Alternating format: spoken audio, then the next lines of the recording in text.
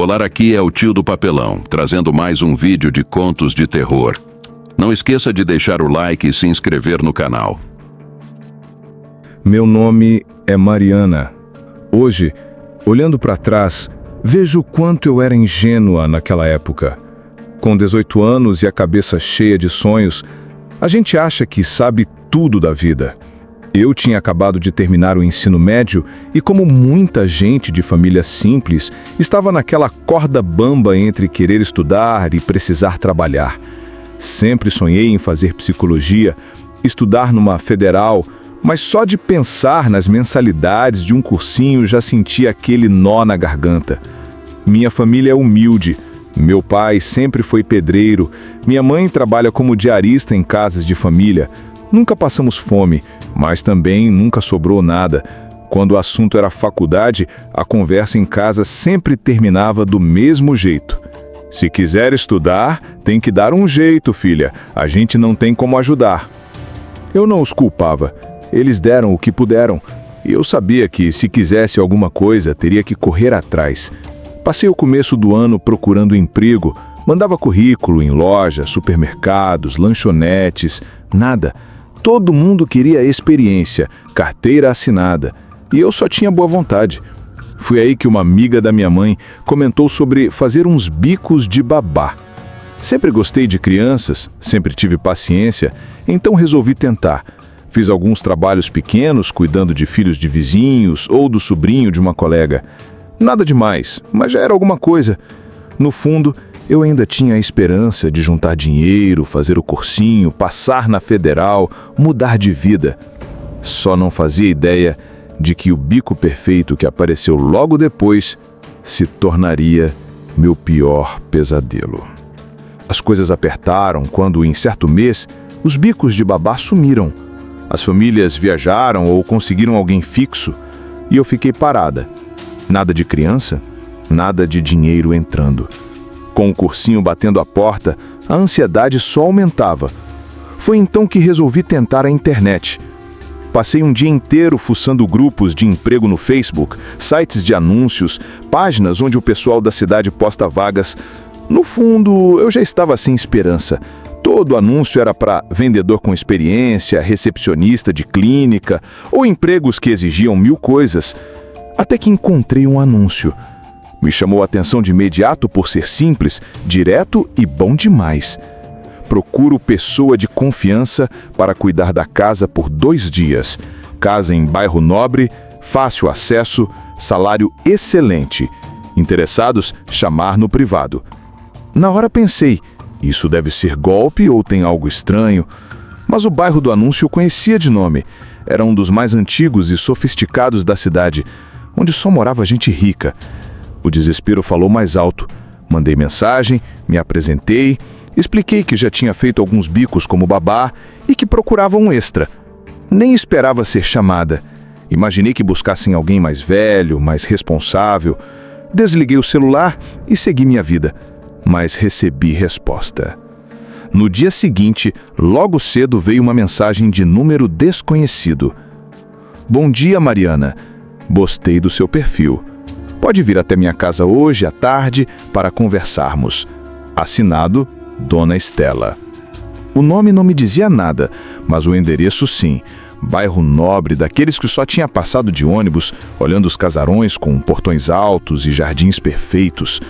Fiquei nervosa, mas a lembrança da conta do cursinho e do salário prometido me empurraram para frente. À tarde peguei o ônibus e fui. Quando desci, parecia que tinha mudado de cidade. As ruas eram limpas e calmas, com casas que pareciam de novela. Cheguei ao portão de ferro imponente e toquei o interfone. Em segundos, ouvi a voz calma e educada da Dona Estela. Pode entrar, querida, vou abrir o portão agora. O portão automático se abriu lentamente. Entrei.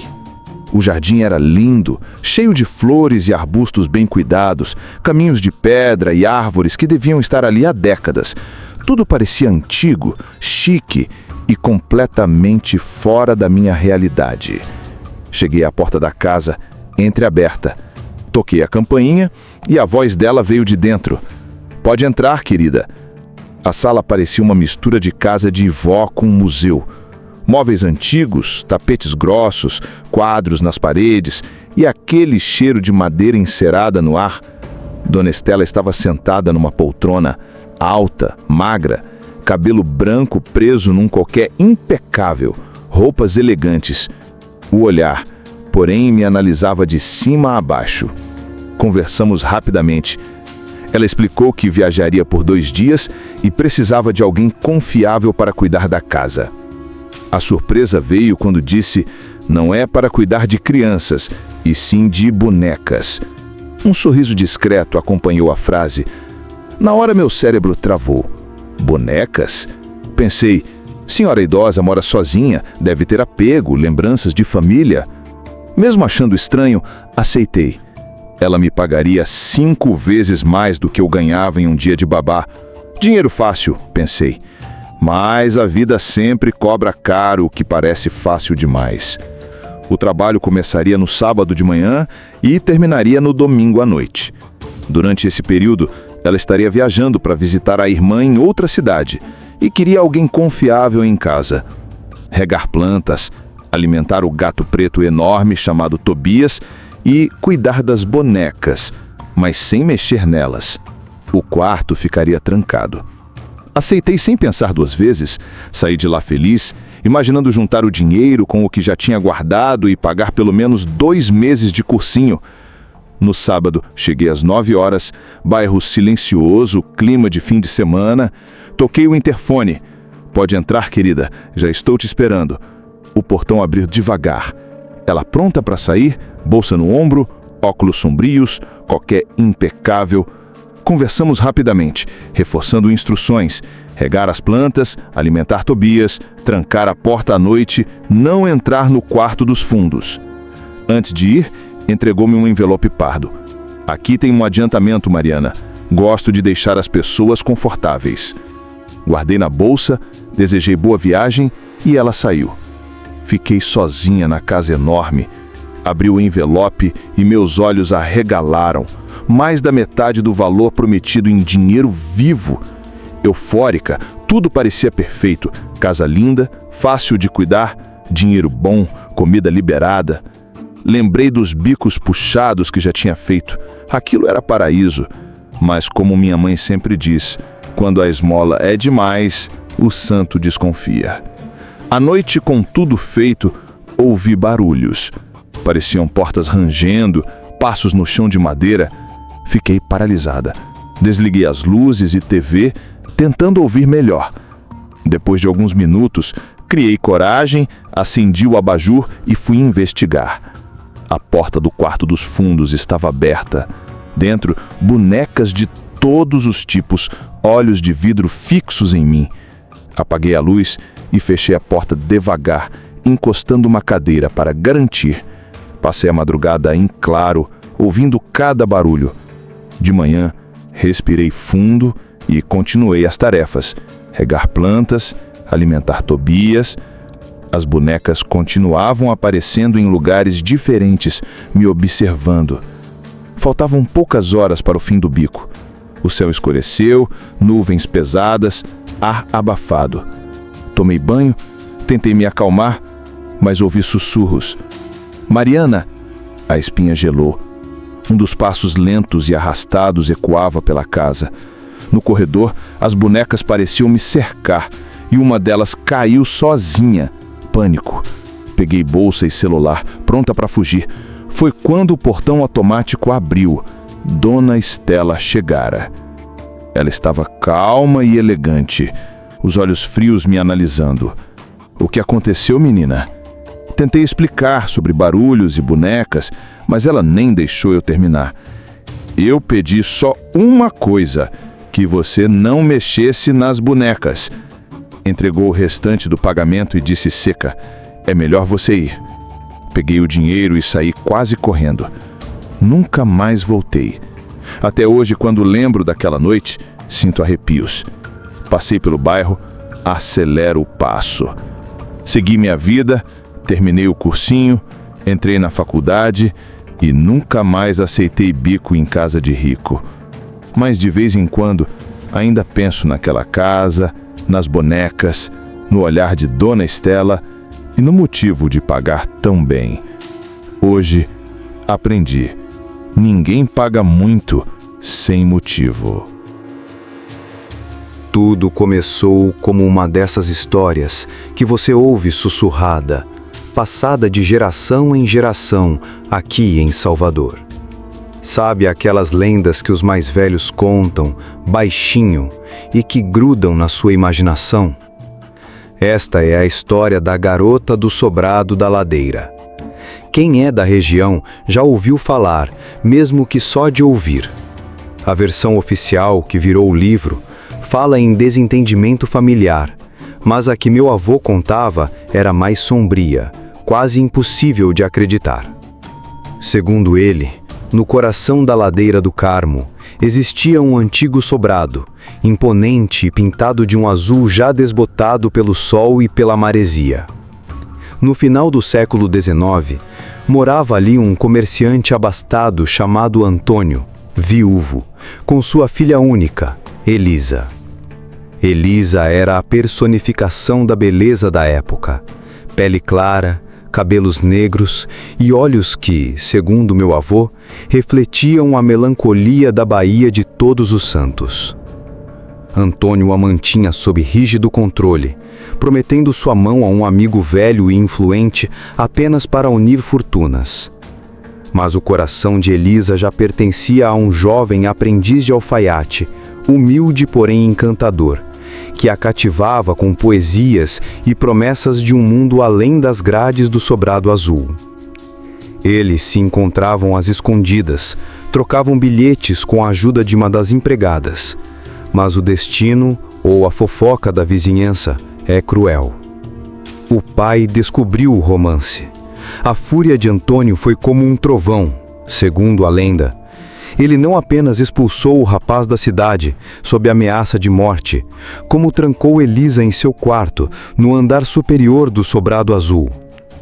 A jovem adoecera de tristeza, recusando-se a se alimentar, passando os dias a chorar e a chamar pelo amado. Para um homem como Antônio, a desobediência da filha era uma afronta intolerável. Então, tomou uma decisão monstruosa. Diz a lenda que, em uma noite de tempestade, Antônio e 2 homens de confiança arrastaram Elisa para um pequeno cômodo sem janelas sob a escada principal, uma espécie de depósito. Ainda viva, ela foi colocada em uma cadeira e uma parede de tijolos começou a ser erguida, selando a entrada. O último som que se ouviu dela foi um sussurro: "Perdoe-me, meu pai." Depois, só o barulho da chuva e da argamassa sendo aplicada. Mas a história não termina como uma simples tragédia familiar. Antônio espalhou para todos que a filha havia fugido com o jovem, desonrando a família. A vida continuou. O sobrado azul permaneceu como marco da ladeira do Carmo, e Antônio envelheceu amargo e solitário, assombrado não apenas pela culpa, mas pela própria casa. A primeira manifestação sobrenatural, segundo a lenda, foi o cheiro. Elisa adorava flores de jasmim, e o jovem costumava deixar buquês para ela. Semanas após seu desaparecimento, um perfume doce e inexplicável começou a se espalhar pelo sobrado, principalmente perto da escadaria, onde a parede havia sido erguida. Antônio tentava abafá-lo com perfumes fortes e incensos, mas nada funcionava. O cheiro persistia, como um fantasma perfumado da filha. Depois vieram os sons, choros abafados, melodias tristes cantadas por uma voz feminina ecoando pelas madrugadas, e, o mais aterrorizante, unhas arrascando a parede de dentro, crescendo em intensidade, até parar abruptamente. Um por um, os empregados pediam demissão, aterrorizados. Meu avô sempre enfatizava um detalhe que me gelava a espinha. A parede que aprisionava Elisa permanecia fria, gélida ao toque, mesmo nos dias mais quentes do verão baiano. Antônio, nos últimos anos, era visto conversando sozinho com a parede, ora pedindo perdão, ora gritando para que a filha o deixasse em paz. Morreu ali, louco e atormentado, e a casa ficou abandonada por décadas, impregnada de horror e do perfume de jasmim. A parte que me fez acreditar que não era só lenda aconteceu anos depois, quando eu era adolescente e curioso. Eu e alguns amigos decidimos explorar o famoso sobrado. Naquela época, ele estava em ruínas, com tábuas bloqueando a frente. Mas havia uma janela quebrada nos fundos. Escolhemos uma sexta-feira à noite, armados com lanternas e coragem juvenil. O lugar era exatamente como meu avô descrevia: mofo, poeira, silêncio pesado, quase sufocante. Fomos direto à escadaria. Lá estava a parede sob a escada, diferente do resto da casa, mais áspera, fria. Meus amigos começaram a brincar, chamando Elisa. Eu toquei a parede e senti um frio intenso que parecia sugar o calor da minha mão. Não era a umidade, era algo diferente. De repente, a lanterna de um amigo piscou e apagou. No breu, ouvimos um choro baixo do outro lado da parede. Uma tristeza tão profunda que me fez estremecer. O pânico tomou conta e saímos correndo para a rua, para a luz e o barulho da cidade. Nunca mais falamos disso abertamente, mas o olhar de pavor nos rostos confirmou que não imaginamos. Nós sentimos, nós ouvimos. Hoje o sobrado foi restaurado, transformado em uma loja iluminada e cheia de vida. As pessoas passam, compram, riem, sem imaginar o que aquelas paredes guardam. A parede sobre a escada foi coberta e pintada. Talvez o barulho e a modernidade abafem os ecos do passado, mas eu sei o que senti. Às vezes passo pela ladeira do Carmo à noite, diminuo o passo diante do antigo sobrado azul, olho para as janelas do andar superior e quase consigo ver a silhueta de Elisa, esperando um amor que nunca voltou. E, se o vento soprar certo, sinto por instantes o perfume adocicado de jasmim. A lenda da garota do sobrado da ladeira não é apenas uma história de fantasmas. É a lembrança de que algumas tragédias são tão profundas que se recusam a ser esquecidas, deixando seus sussurros e seu perfume para quem tiver coragem ou azar de prestar atenção. Meu nome é Rafael e o que vou contar aconteceu há mais de 30 anos. Mesmo hoje sinto o mesmo arrepio na espinha quando fecho os olhos e lembro daquele verão. Eu tinha 10 anos e, como sempre, minha família passava as férias de janeiro na fazenda dos meus avós, em Morretes, na divisa entre Paraná e Santa Catarina. Aquele lugar era meu paraíso particular. Corria atrás das galinhas, pescava pequenos peixes no riacho e devorava o bolo de fubá da minha avó. Mas as noites eram outra história. Sem luz elétrica, a escuridão era completa, quebrada apenas pelo lampião a óleo na varanda e pela lua cheia, que transformava o terreno em um cenário de sombras e sussurros. Foi numa dessas noites, sentado ao lado do meu avô, que ouvi pela primeira vez a história de seu Raimundo e seu cão, Nero. Meu avô, homem de poucas palavras e mãos calejadas pelo trabalho na roça, adorava contar histórias para me assustar. "Vê aquela estrada de terra, Rafael?", disse ele, apontando para o caminho que subia o morro. "No final dela, onde hoje só há mato, morava seu Raimundo, um homem solitário cuja única companhia era seu cão preto, grande como um potro, chamado Nero. A lealdade do animal, dizia meu avô, era lendária. Nero não permitia que ninguém se aproximasse de Raimundo. E os dois eram como uma única presença, andando juntos pela região. Mas o destino foi cruel. Raimundo adoeceu subitamente, e sem ninguém por perto, faleceu sozinho em sua casa de madeira. Os vizinhos só perceberam sua ausência dias depois. Quando finalmente chegaram, encontraram o corpo dele e Nero, magro e fraco, ainda rosnava para quem tentasse se aproximar. Com dificuldade, o corpo de Raimundo foi enterrado no pequeno cemitério da vila. Nero seguiu o cortejo, uivando de uma forma que, segundo meu avô, rasgava a alma. Depois do enterro, deitou-se sobre a terra fresca e não comeu nem bebeu mais. Morreu ali mesmo, consumido pela tristeza e lealdade. Meu avô baixou a voz e disse: "Dizem que o espírito de Nero nunca deixou aquela estrada. Ele ainda protege o caminho que leva à casa do dono. E ai de quem passar por lá à noite com má intenção."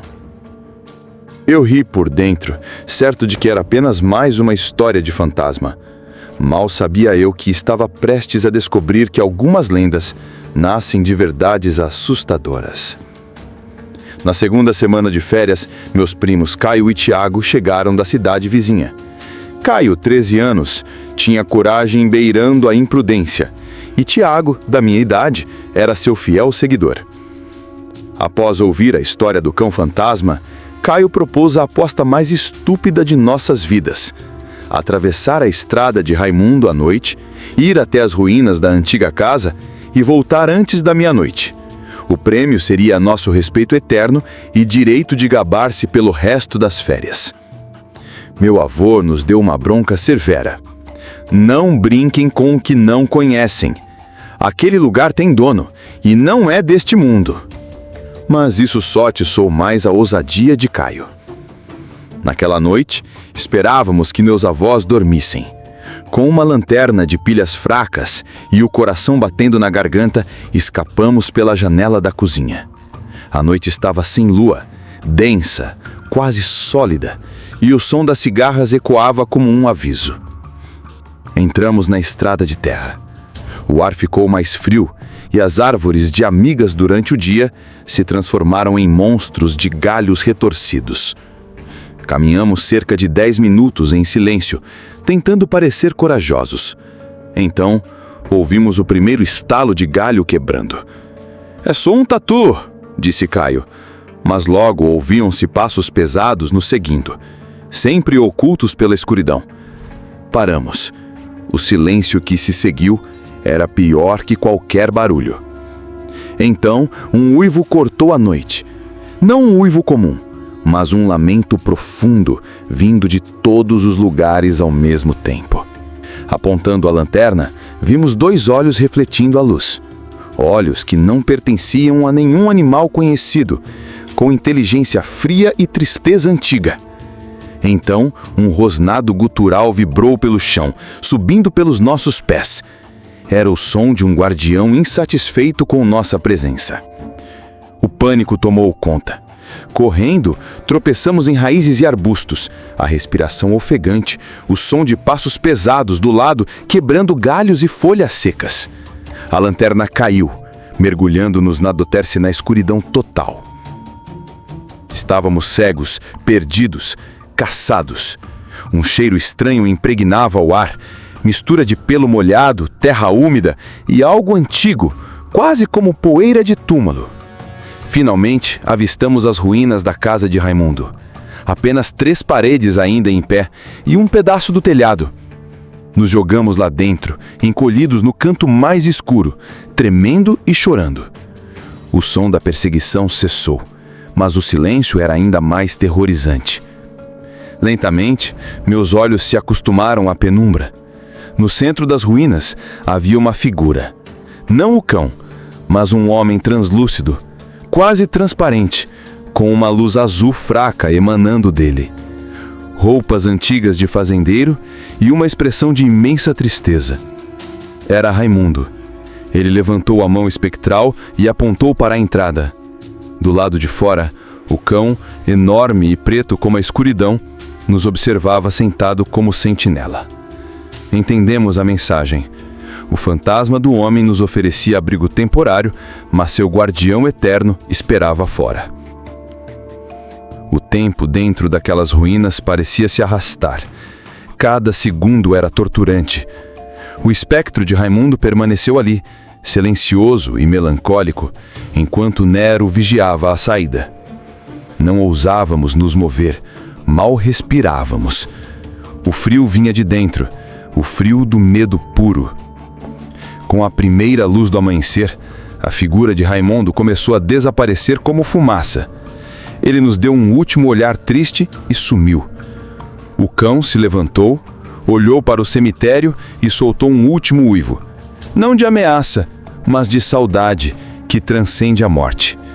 Em segundos, ele também se desvaneceu, deixando apenas o cheiro de terra úmida e silêncio absoluto.